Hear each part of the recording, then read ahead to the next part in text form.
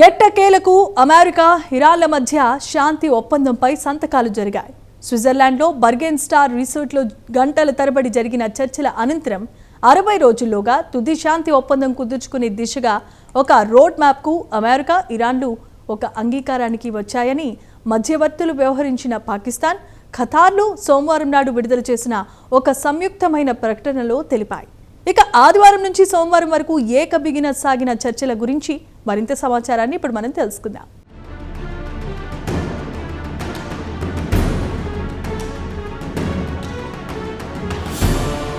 America, ఇరాన్ల మధ్య శాంతి చర్చలు స్విట్జర్లాండ్లో Bergen star రిసార్ట్లో ఆదివారం నుంచి సోమవారం వరకు ఏకబిగిన కొన్ని గంటల పాటు చర్చలు జరిగాయి. ఇస్లామాబాద్ మెమొరాండమ్ ఆఫ్ అండర్స్టాండింగ్ లేదా MOU ఫ్రేమ్వర్క్ పైనే ఈ చర్చలు సాగాయి. దీంతో ఏడాది ఫిబ్రవరి నుంచి మొదలైన యుద్ధానికి ఫుల్ స్టాప్ పడే అవకాశాలు కనిపిస్తున్నాయి. కాగా ఏడాది ఏప్రిల్లో ఇస్లామాబాద్లో మొదటి విడత చర్చలు జరిగాయి. తర్వాత ఆదివారం నాడు స్విట్జర్లాండ్లో రెండో విడత చర్చలు జరిగాయి. ఇక ఆదివారం నాటి చర్చలు సానుకూల వాతావరణంలో జరిగాయి. చర్చల్లో పురోగతి కనిపించిందని పాకిస్తాన్, ఖతార్లు ప్రకటనలో వివరించాయి. ఇక MOUలో ప్రస్తావించిన విధంగా ఒక ఉన్నత స్థాయి కమిటీ ఏర్పాటు ఇటు అమెరికా, ఇరాన్లు అంగీకరించాయి. కాగా మధ్యవర్తులుగా వ్యవహరించిన వారు హై లెవెల్ కమిటీకి క్రమం తప్పకుండా సమాచారం అందిస్తాయి. ప్రధానంగా అణ్వాయుధాలకు సంబంధించి అలాగే ఆంక్షలకు సంబంధించిన అంశాల గురించి హై లెవెల్ కమిటీతో పాటు వర్కింగ్ గ్రూపులు ఫోకస్ పెడతాయి.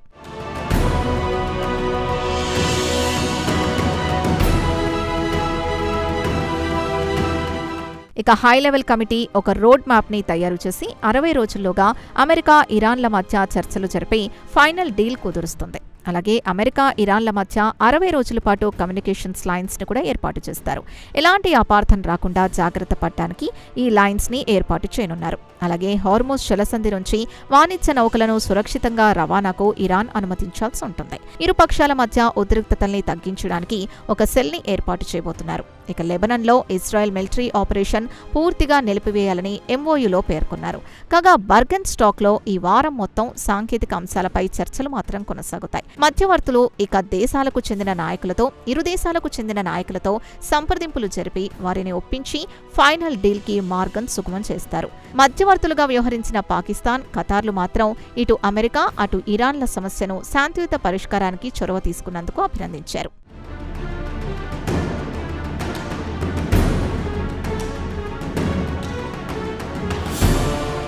ఇక చర్చల్లోని కీలక అంశాల విషయానికొస్తే హార్మోజ్ జలసంధి ద్వారా వాణిజ్య నౌకలు సురక్షితంగా వెళ్లడానికి ఇరాన్ అనుమతించింది. అదే సమయంలో అమెరికా కూడా విదేశీ బ్యాంకుల్లో స్తంభించిన ఇరాన్ ఆస్తుల్ని విడుదల చేయడానికి అంగీకరించింది. అలాగే యుద్ధంలో దెబ్బతిన్న ఇరాన్ పునర్నిర్మాణానికి, అభివృద్ధికి అమెరికా అంగీకరించింది. అయితే అంతకుముందు ఆదివారం పొద్దుపోయిన తర్వాత అమెరికా అధికారులు మాత్రం కొన్ని కీలక అంశాలు, ఉదాహరణకు ఇరాన్ వద్ద ఉన్న అణ్వాయుధాల గురించి చర్చించామని మీడియాతో చెప్పారు. అలాగే హార్మోజ్ జలసంధి ద్వారా సరుకు రవాణాను అనుమతించాలని, అలాగే దక్షిణ లెబనాన్లో కాల్పుల విరమణకు అంగీకరించాలని నిర్ణయించామన్నారు. ఆదివారం నాడు MOUలో ఉన్న ప్రతి అంశం గురించి సుదీర్ఘంగా చర్చించామన్నారు. అయితే సాంకేతికపరమైన అంశాలపై చర్చ కొనసాగుతున్నారు అమెరికా అధికారులు. ఇక ఆదివారం నాడు క్లోజ్ డోర్ మీటింగ్ జరిగింది. ఈ మీటింగ్ లో అమెరికా, ఇరాన్లతో పాటు మధ్యవర్తులుగా వ్యవహరించిన ఖతార్, పాకిస్తాన్లు కూడా కీలక పాత్ర పోషించాయి.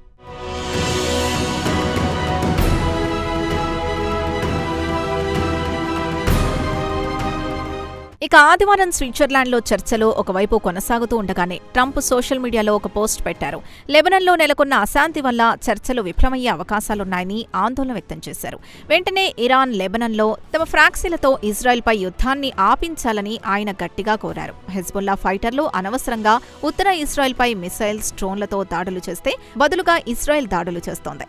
ఇక మీరు హెజ్బుల్లాను అదుపులో పెట్టకపోతే తాను తిరిగి ఇరాన్పై బాంబులు వేస్తానని హెచ్చరించారు. గత వారం చేసిన విధంగానే దాడుల కంటే మరింత దారుణంగా దాడులు చేస్తామని ట్రంప్ ఇరాన్ని హెచ్చరించారు. అలాగే ఆయన ఫాక్స్ న్యూస్కు ఇచ్చిన ఇంటర్వ్యూలో ఇరాన్కి వార్నింగ్ ఇచ్చారు. హార్మోజ్ని మూసేస్తే తమకు వివిధ రకాల ఆప్షన్స్ ఉన్నాయని గుర్తు చేశారు. ఇక ట్రంప్ ఒకవైపు ఇరాన్పై మండిపడుతుంటాయి. దానికి కౌంటర్గా ఇరాన్ తరపున మధ్యవర్తిగా వ్యవహరిస్తున్న బాగేర్ గాలిబఫ్ ఒక ప్రకటనలో ట్రంప్ని ఉద్దేశించి మాటలు జాగ్రత్త అంటూ వార్నింగ్ ఇచ్చారు. మీరు దాడులు చేస్తే మేము ఊరుకుంటామా అంటూ గట్టి కౌంటర్ ఇచ్చారు. వెంటనే ఇరాన్ బృందం చర్చల నుంచి వాకౌట్ కూడా చేసింది.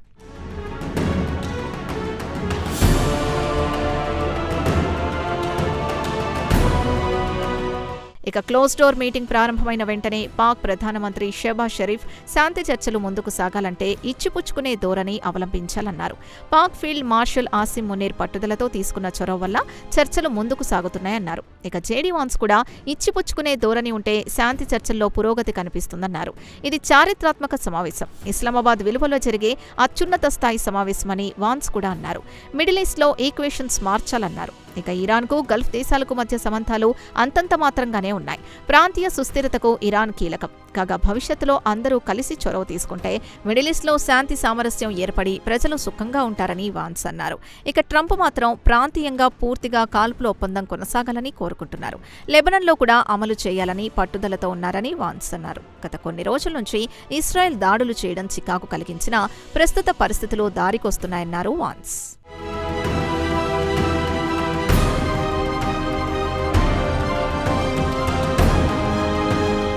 ఇక వాన్స్ తన ప్రసంగంలో తన జీవితంలో ఇద్దరు కీలక వ్యక్తులున్నారని, వారిరువురూ ఇండియా, పాకిస్తాన్కు చెందినవారన్నారు.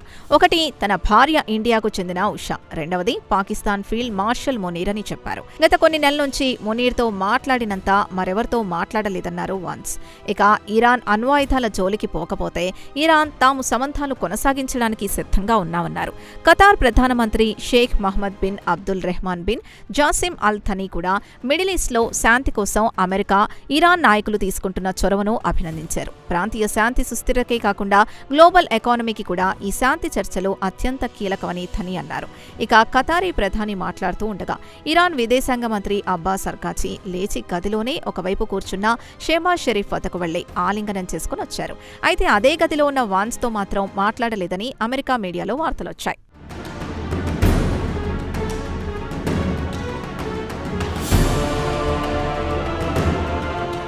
ఇక ఇరాన్ టెలివిజన్లో మాత్రం ఇరాన్, ఖతార్, అమెరికాలు ప్రధానంగా లెబనాన్లో కాల్పుల విరమణ ఒప్పందంతో పాటు విదేశీ బ్యాంకుల్లో స్తంభించిన ఇరాన్ ఆస్తుల విడుదల గురించి చర్చించాయని పెద్ద ఎత్తున వార్తలు ప్రసారం చేశాయి. ఇక చర్చలకు అమెరికా తరపున వైస్ ప్రెసిడెంట్ జేడీ వాన్స్ నేతృత్వం వహించగా ఇరాన్ తరపున పార్లమెంట్ స్పీకర్ మొహమ్మద్ బాగేర్ గాలిబోఫ్ నేతృత్వం వహించారు. అయితే శనివారం నాడు వాన్స్ స్విట్జర్లాండ్ బయలుదేరే ముందు జాయింట్ బేస్ ఆండ్రూస్లో మీడియాతో మాట్లాడుతూ ఆదివారం జరిగే చర్చల్లో ప్రధానంగా ఇరాన్ అణ్వాయుధాలతో పాటు లెబనాన్లో కాల్పుల ఒప్పందం, ఈ రెండే అతిపెద్ద ప్రధాన అంశాలని, దానిపైనే ఫోకస్ పెడతామన్నారు. తాను స్విట్జర్లాండ్లో చర్చల కోసం 1 రోజు లేదా 2 రోజులు మాత్రమే ఉంటానన్నారు. లెబనాన్లో పరిస్థితులు క్రమంగా మెరుగుపడుతున్నాయన్నారు. ఇక మొత్తం 14 పాయింట్లపై చర్చలు జరుగుతున్నాయి. ఇక ఇరాన్ అణ్వాయుధాలకు సంబంధించి ఒక ఒప్పందానికి వస్తే అమెరికా ఇరాన్ పునర్నిర్మాణానికి $300 బిలియన్ విడుదల చేసే అవకాశం ఉంది. మొదటి రౌండ్ చర్చలు స్విట్జర్లాండ్లో సక్సెస్ అయినా మిగిలిన 60 రోజుల్లో చర్చలు ఒక కొలిక్కి రావాలి. మరి ట్రంప్ ఇరాన్కు $300 బిలియన్ ఫండ్ విడుదల చేస్తాడా లేదా అనేది ఈ 60 రోజుల్లో తేలాలి. అమెరికా రాజకీయ నాయకులు, ప్రజలు మాత్రం దీన్ని తీవ్రంగా వ్యతిరేకిస్తున్నారు. మరి నవంబర్లో మిడ్ టర్మ్ ఎలక్షన్స్ పెట్టుకుని ట్రంప్ అంత సాహసం చేస్తాడా అన్న అనుమానాలు కూడా వ్యక్తం చేస్తున్నారు అమెరికా ఎనలిస్టులు.